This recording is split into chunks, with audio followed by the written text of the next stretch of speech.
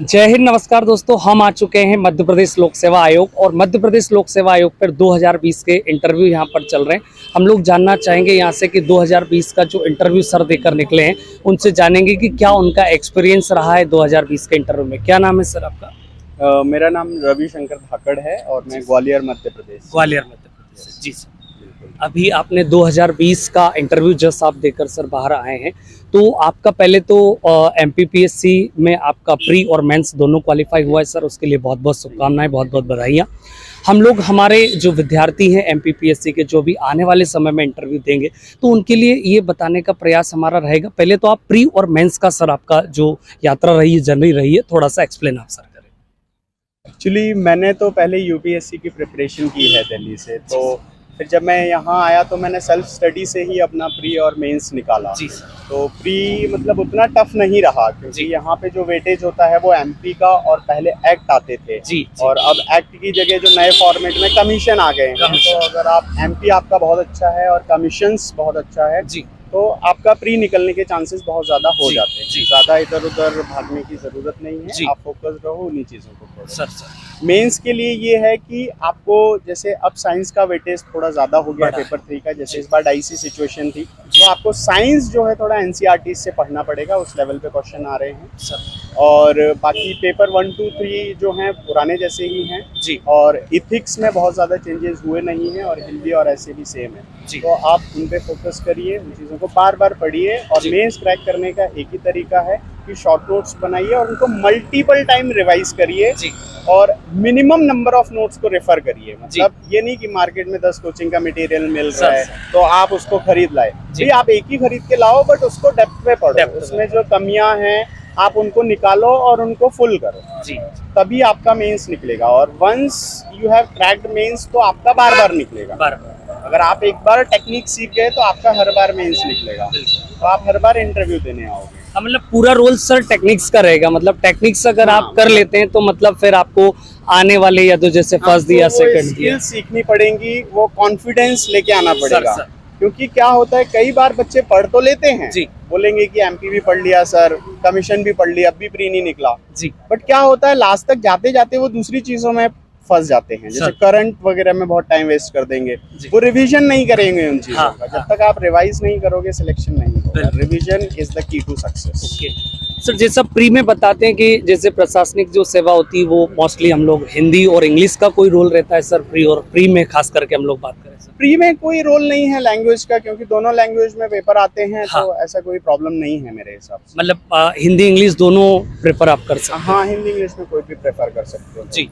Mostly तो mains में तो जो लैंग्वेज है आपका हिंदी और इंग्लिश है, तो वो मेंस में थोड़ा बच्चों को इस चीज का मिसकंसेप्शन है कि इंग्लिश मीडियम वालों को ज्यादा नंबर मिलते हैं। मेरा इंग्लिश मीडियम रहा है और कुछ बोलते हैं हिंदी मीडियम। ऐसा नहीं है, क्योंकि हिंदी में कंपटीशन ज्यादा है। 80-90% बच्चे हिंदी मीडियम से लिखते हैं, तो क्या होता है कि उनको ज्यादा नंबर ऑफ कॉपीज मिलती है अच्छे बच्चों की, तो वहाँ थोड़ा कंपटीशन बढ़ जाता है। इंग्लिश में वहीं पे कम कॉपी मिलती है, बट ऐसा नहीं है। आप किसी भी लैंग्वेज में लिखोगे, आपके आंसर्स में क्वालिटी होगी, डेप्थ होगी, आपका सिलेक्शन होगा, इसमें कोई दो राय नहीं जी। ये तो हुई सर आपकी प्री और मेंस का जर्नी, जो प्री और मेंस का रहा है। अभी जस्ट आप इंटरव्यू जस्ट देकर निकले सर, आपके जो इंटरव्यू का जो एक्सपीरियंस रहा है, जैसे आपने कहीं पहले भी हो सकता है आपने मॉक के लिए भी कहीं प्रिपरेशन पहले की थी सर आपने?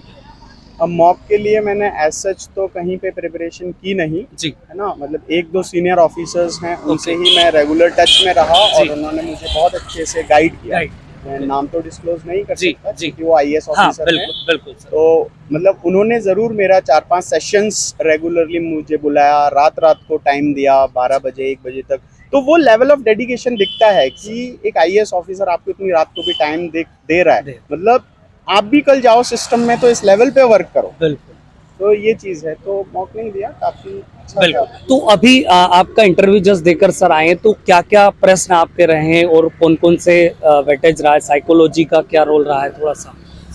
देखो बेसिकली क्या हुआ कि उन्होंने डायरेक्ट मेरे को, मतलब जैसे नॉर्मल था पहले तो सब अच्छा चल रहा था, बट अभी क्या है आफ्टरनून हो गया है तो थोड़ा प्रेशर भी हो जाता है, 5 बजे से पहले खत्म करना है, तो वो थोड़े फास्ट अप करने की कोशिश कर रहे थे इंटरव्यू को। तो घुसते ही उनका जो पहला क्वेश्चन था वो टेक्निकल था, इंजीनियरिंग से, कि आपने मैकेनिकल इंजीनियरिंग किया है तो कहाँ से किया है। वो कॉलेज का मैंने शॉर्ट फॉर्म लिखा था जी। तो मैंने इंस्टीट्यूशन ऑफ इंजीनियर्स कोलकाता से किया है, तो ओके। फिर उनका क्वेश्चन कोलकाता भाई क्यों चले गए, जी। ये वो, फिर वहाँ से वो बाकी चीज़ें पूछने लगे। तो 80% ऑफ क्वेश्चंस मेरे डैफ में जो थे वो टेक्निकल ही थे। ठीक। और जैसे मैंने एयरक्राफ्ट मेंटेनेंस इंजीनियरिंग किया है, ओके। तो वो मेरी फील्ड है। जी। मैकेनिकल इंजीनियरिंग तो मैंने करस्पॉन्डेंस से किया जी। कि एक रेगुलर कोर इंजीनियरिंग करने के सर। लिए, बट वो उस डायमेंशन में तो गए नहीं। और बाकी मेरे बोर्ड में एक इलेक्ट्रिकल डिपार्टमेंट के मुझे लगते थे शायद वो ऑफिसर हैं, तो हाँ। इलेक्ट्रिकल से बहुत क्वेश्चंस पूछे। इलेक्ट्रिकल से। जैसे इलेक्ट्रिसिटी को बढ़ाने के लिए क्या प्रोजेक्ट चल रहे हैं मध्य प्रदेश में, रिन्यूएबल नॉन रिन्यूएबल एनर्जी के क्या बिल्कुल। प्रोजेक्ट चल रहे हैं, रिसेंट में क्या डेवलपमेंट्स हो रहे हैं, है ना। जैसे ट्रांसमिशन लॉस को कंट्रोल करने के लिए आप क्या करोगे, कल आपको डीसी बना दिया जाए तो जी। जैसे आप क्या करोगे आपके गांव में उस चीज को बढ़ाने के लिए। जी। फिर जैसे पॉलिटी से बहुत मेरे लिए Polity। पॉलिटी वाला सेक्शन से बहुत क्वेश्चन थे, जी। मतलब फंडामेंटल राइट्स, डीपीएसपी, उन्होंने सारे फंडामेंटल राइट्स सुन लिए, जी। बोले बताओ कहाँ पे हैं, क्या क्या हैं, 6 फंडामेंटल राइट्स बताए। फिर डीपीएसपीज, फिर तुम्हारा फंडामेंटल ड्यूटीज में डिफरेंस पूछ लिया, क्या सर। होता है, क्यों होता है। जी। फंडामेंटल ड्यूटीज बोली सुना दो, तो मैंने कहा सर पूरी तो याद नहीं है, जितनी हाँ। याद आएंगी तो सुना दूंगा। तो 5-6 जितनी याद थी टॉप की तो वो सुना दी। तो ओवरऑल ठीक रहा। मैं बहुत अच्छा तो नहीं कह सकता, जितना मैंने एक्सपेक्ट किया था कि बहुत अच्छा होगा जी। वैसा नहीं रहा, क्योंकि सिस्टमैटिक नहीं था Systematic। इंटरनेट।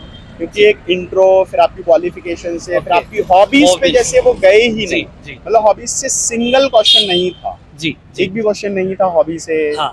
मतलब बहुत शॉर्ट इंटरव्यू लग रहा था मुझे। तो देखते हैं, लेट्स सी कि कितने मार्क्स आते हैं, उससे बिल्कुल। पता चलेगा।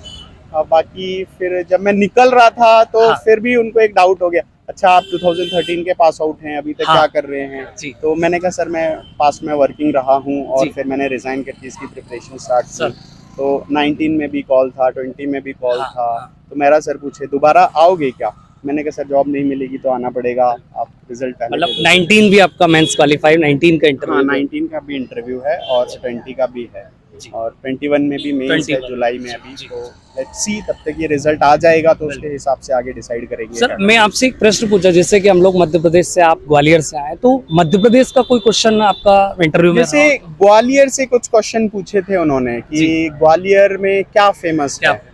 तो काफी चीजें जैसे हिस्टोरिकल उन्होंने हाँ। सुन ली, फोर्ट सर। फेमस है, सिंधिया पैलेस फेमस बिल्कुल, है। बिल्कुल। फिर उन्होंने पूछा उसके आसपास क्या फेमस है, जैसे ओरछा है, खजुराहो है। जी, फिर जी। फेस्टिवल्स पूछ लिए कि ग्वालियर में एक फेमस फेस्टिवल होता है समारोह। हाँ। मैंने कहा हाँ सर, तानसेन समारोह जी, होता है। जी। फिर बोलते हैं मध्य प्रदेश में और कहाँ कहाँ इंपॉर्टेंट समारोह होते हैं वो सर, बताइए। सर। तो मेरे को 2-4 याद आए उस टाइम पे, हाँ। क्योंकि ये प्योर फैक्चुअल चीजें होती हैं और आपको इंस्टेंट क्लिक नहीं करती दिमाग सर। में।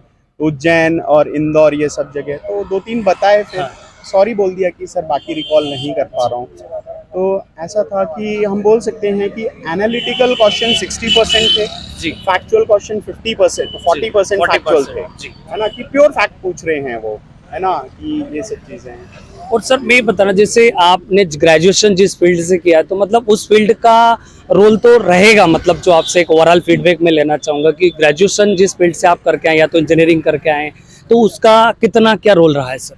देखो आपने जो इंजीनियरिंग किया है या जो भी ब्रांच में हाँ, आपने हाँ, इंजीनियरिंग हाँ। किया है, तो उसमें एक चीज ध्यान रखनी है, बच्चे क्या कर रहे हैं उसकी थ्योरेटिकल पार्ट को पढ़ रहे हैं। सर। जो इंजीनियरिंग के सब्जेक्ट है उसकी थ्योरी को पढ़ रहे हैं, थ्योरी नहीं पढ़ना है आपसे, उस इंजीनियरिंग का अप्लाइड फॉर्म पूछा जाएगा। सपोज आप CSIT ब्रांच से हो तो आपसे कंप्यूटर के फील्ड में डेवलपमेंट पूछे जाएंगे, पिछले 1 साल में कंप्यूटर में क्या डेवलपमेंट सर, हुए, सर। साइंस एंड टेक में क्या डेवलपमेंट जी। हुए। आपने इलेक्ट्रिकल से किया है, इलेक्ट्रिकल में क्या प्रोजेक्ट चल रहे हैं, बिल्कुल। मैकेनिकल से किया है तो मैकेनिकल में मैकेनिकल क्या में। चल रहा है। तो आपको इंजीनियरिंग नहीं पढ़ना है, हाँ।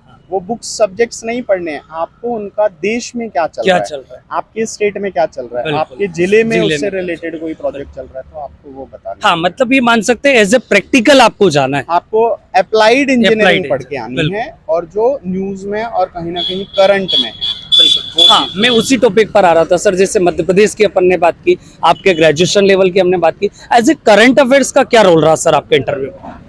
करंट अफेयर मेरे से डायरेक्ट एक भी क्वेश्चन नहीं था, हॉबी से एक भी क्वेश्चन नहीं था जी। मेरे लिए, बट करंट से उन्होंने मॉर्निंग शिफ्ट में काफी क्वेश्चंस पूछे हैं, जी। है ना, मतलब जो भी चल रहा है न्यूज में, आज के न्यूज़पेपर में जो सारे इश्यूज थे वो सर। सारे उन्होंने मॉर्निंग में ही डिस्कस कर लिए बच्चों से। तो ऐसा नहीं है कि हाँ। मेरे से नहीं पूछा तो बाकी लोगों से नहीं पूछेंगे। जी। जैसे आज के न्यूज़पेपर में जो न्यूज थी, जैसे समलैंगिकता पे ओके। चल रहा हाँ, है, हाँ। पॉपुलेशन पे चल Population रहा है, पे चल इंदौर रहा है। की जो आज बजट आया है नगर निगम हाँ का, नगर निगम तो आपको न्यूज़पेपर जरूर मैं ये कहूंगा एक हफ्ते का बहुत थॉरोली पढ़ो, जी। और उसको सिर्फ पढ़ना नहीं है, हाँ। उसके अंदर जाना अंदर है जाना। कि भाई आपसे अगर पॉपुलेशन पूछ लिया कि इंडिया में अब हाँ। वर्ल्ड में हम रैंक 1 हो गए, सर। तो उसके क्या फायदे, क्या नुकसान, क्या कंट्रोल हम कर सकते हैं, आपको उसका एप्लीकेशन पार्ट पढ़ना है। बिल्कुल। ये नहीं कि आप न्यूज़पेपर की हेडिंग पढ़ के आ गए, सर। वो हेडिंग तो आपसे सिर्फ वो इन्फॉर्मेशन लेने के Information। लिए है, फिर आगे वो आपसे क्वेश्चन पूछेंगे उससे, तो आपको उस लेवल पे प्रिपरेशन करनी है। बिल्कुल। करंट को आपको ऐसे प्रिपेयर करना है न्यूज़पेपर। हाँ, तो ये करंट अफेयर्स की बात रही। सर का इंटरव्यू, सर ने बोला जैसा कि ओवरऑल शानदार इंटरव्यू रहा है, और सर को हम पहले से ही शुभकामनाएं देते हैं सर। Best of luck. आगे 2019 का आपका इंटरव्यू भी देना बाकी है, उसके लिए भी आपको ऑल द बेस्ट। बहुत बहुत धन्यवाद सर। सर का बहुत बहुत धन्यवाद। अभी सर जस्ट इंटरव्यू दे के निकले, सारी चीज़ें आपको सर ने बताई है, तो काफ़ी मदद इस सर के इंटरव्यू के, सर के फीडबैक के माध्यम से आप लोगों को मिलने वाली है। और आप लगातार इंटरव्यू अगर दे रहे हैं तो हमारे चैनल फोर्स MPPSC से लगातार आप लोग बने रहें। जय हिंद।